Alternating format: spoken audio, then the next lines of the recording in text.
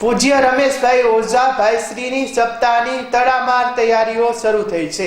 આગામી તારીખ 22 જાન્યુઆરીના રોજ ભગવાન શ્રી રામ મૂર્તિ પ્રાણ પ્રતિષ્ઠા સમયે દિવ્ય અને ભવ્ય અલૌકિક ઉત્સવની ઉજવણી કરાશે।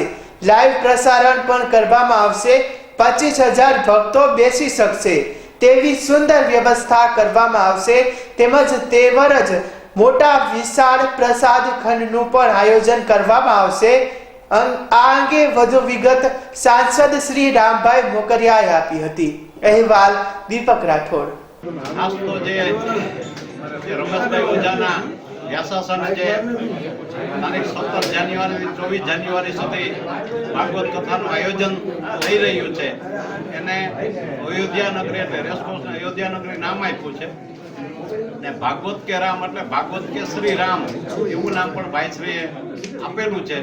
એ કથાનું અર્થ એ છે કે હમણાં જ મેં કીધું એમ આપણે સંસ્થા છે પંચનાથ મહાદેવ મંદિર ટ્રસ્ટ સંચાલિત હોસ્પિટલ અને જુવેનાઇલ ડાયાબિટીસ ફાઉન્ડેશન આ બંનેના ફંડ રેઝિંગ માટે અને ખાસ એ જ સમયમાં આપણા યશસ્વી વડાપ્રધાન નરેન્દ્રભાઈ મોદી 22 જાન્યુઆરીએ અયોધ્યા ખાતે જે 500 વર્ષથી પણ જૂનો પ્રશ્ન હતો રામ મંદિરનો એ ઉકેલાયો છે।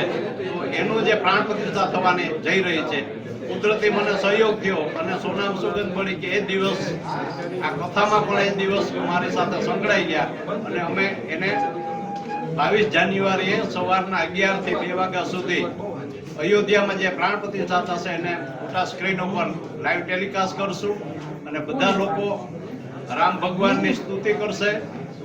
ઘરે ઘરે બધા રંગોળી કરશે, દીપ પ્રાગટ્ય કરશે અને સાથે બેસી અને ભગવાનની પૂજા કરશું, આરતી કરશું અને સાથે સમૂહ ભોજન લેશું, પ્રસાદ લેશું।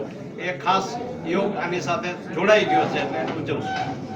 22 તારીખના સ્ટેજ પ્રોગ્રામ પણ 22 તારીખના દિવસના સાંસ્કૃતિક કાર્યક્રમ એક આપણા અશોક ભાયાણી કરીને છે જે રામ ભગવાન વિશેના ભજનો શાહબુદ્દીનભાઈ પણ એમ કીધું છે કે મારે પણ રામ ભગવાનના ભજનો બોલવા છે એ પણ આવશે। બીજી અમારા સમાજની દીકરીઓ છે એના રામ વિશેના રાસ છે એ પણ એ દિવસે રજૂ કરવામાં આવશે।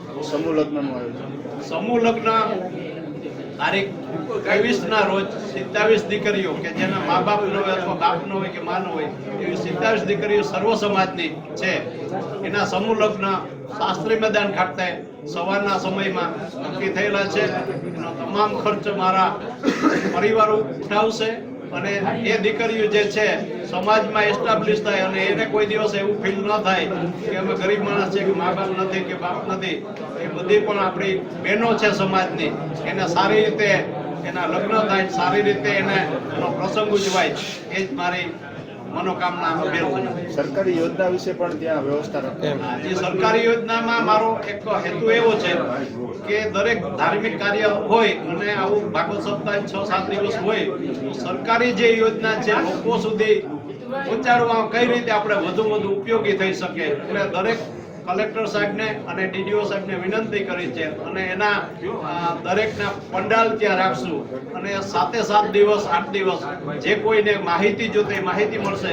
કોઈ એ યોજનાથી કે કોઈ કાર્ડથી વંચિત હોય તો એને કાર્ડ અપાવશું, એની યોજનાની માહિતી આપશું, લોનના ફોર્મ હશે લોનના ફોર્મ ભરશું। દાખલા કૌશલ્ય યોજના છે કે આપણે PMY